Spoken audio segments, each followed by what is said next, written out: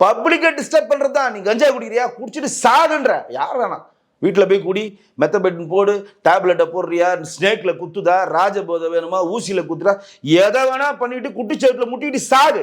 எவன் கேட்க போறான் உன்னை? செத்து தொலை. நீ நாட்டுக்கும் பாரம், வீட்டுக்கும் பாரம், செத்து தொலை.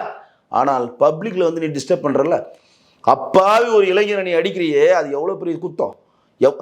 அவன் வந்து வட மாநில ஆளுங்களும், ஒடிசா ஆளுங்களும், சுராஜ் கிராஜ் யாரா இருந்தாலும் தப்புங்க.